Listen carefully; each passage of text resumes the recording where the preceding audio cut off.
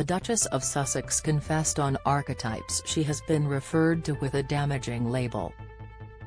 Meghan began the 5th episode of her podcast series, titled The Decoding of Crazy with Deepika Padukone, Jenny Slate, and Constance Wu, saying, "Raise your hand if you have ever been called crazy, or hysterical, or what about nuts, insane, out of your mind, completely irrational. Okay, you get the point." The Duchess continued, "Now if we were all in the same room and could see each other, I think it would be pretty easy to see just how many of us have our hands up. By the way, me too. And it's no wonder, when you consider just how prevalent these labels are in our culture." During the episode, Meghan explored with her guests how these unwanted labels have a long and damaging history and noted how hysteria has been considered a mental health issue until recently. She also said that, calling someone crazy, minimizes a person's experiences, and added the constant use of this label could lead people into being gaslit they are actually unwell. It could also lead to real issues being ignored.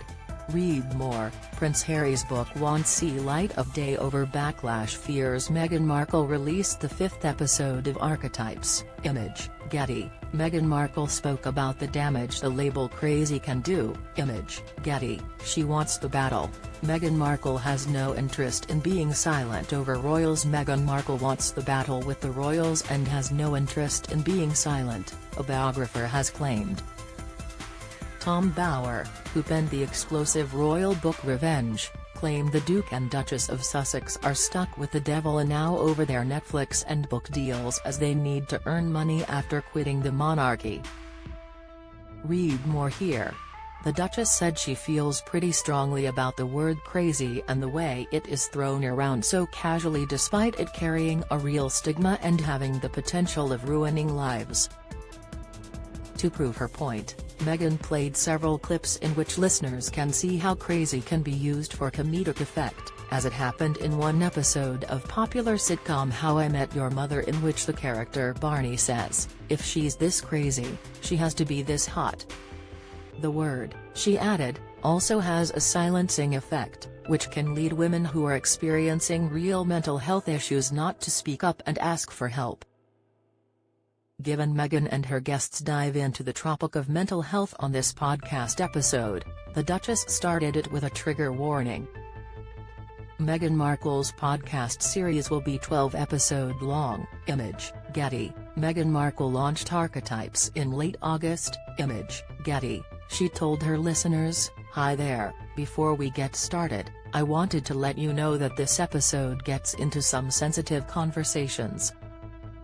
If you or someone you know is struggling or in need of assistance, we have resources in our show's note. And, by the way, if you find that this is too heavy for you to carry today, just tune out, it's okay, it'll still be here next week."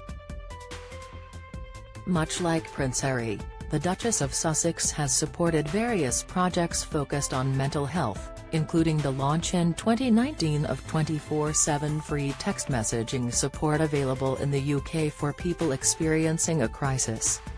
Through their non-profit organisation the Archetypes Foundation, the Duke and Duchess also support British mental health charity Mind.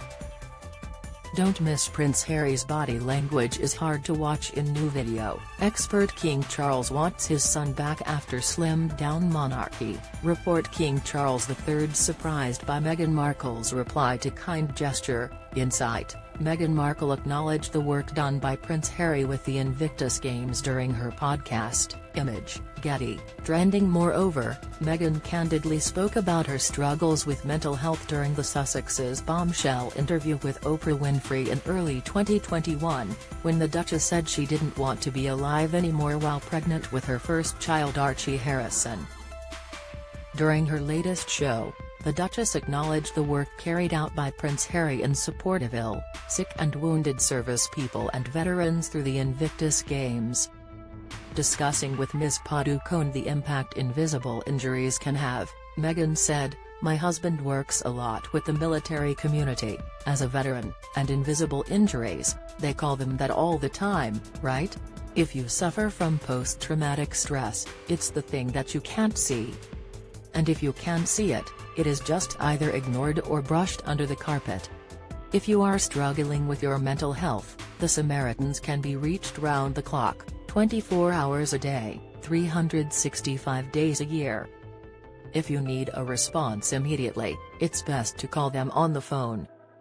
You can reach them by calling 116-123, by emailing joe@samaritans.org or by visiting www.samaritans.org.